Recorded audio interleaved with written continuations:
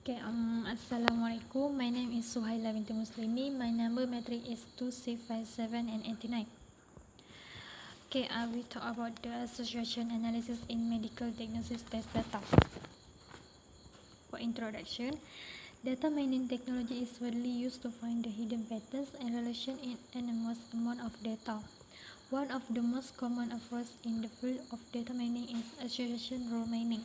In diagnostic test data, the a priori algorithm is used to find the association rule between medical diagnosis test data. For the analysis data, the proposed method is carry out the most frequent diagnostic tests such as urine routine, complete hemogram, and urine culture by using discrete amount of real dataset. For the association rule mining is an eminent data mining technique for the analysis the relationship and correlation among huge datasets.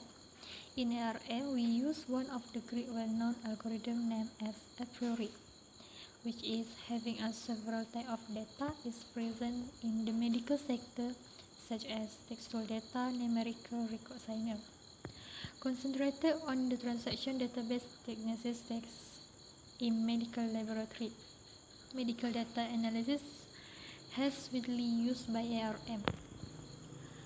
Next, for the a priori algorithm in the medical domain.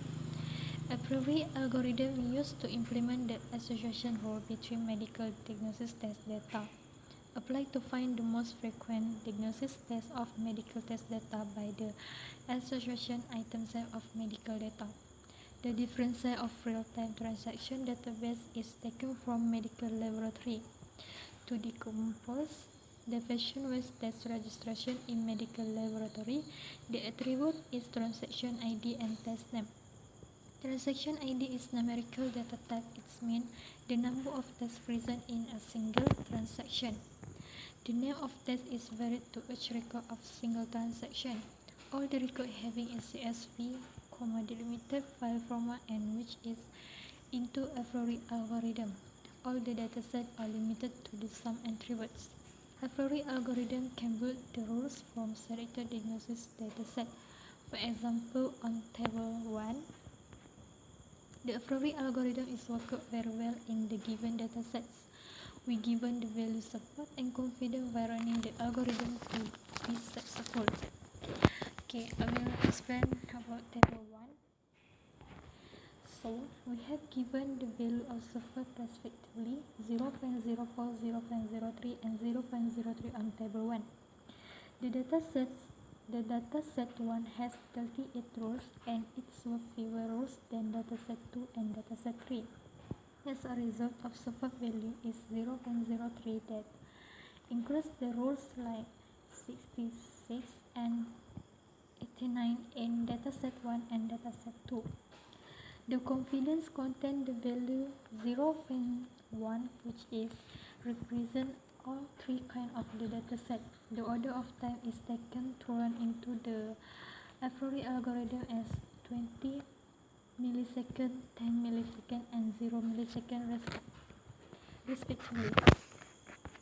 So we go to the advantages. The classical association rule considers only items unenumerated in transaction of dataset. The positive relationship can be formed between the dataset of items. The rules are generated from the positive related items.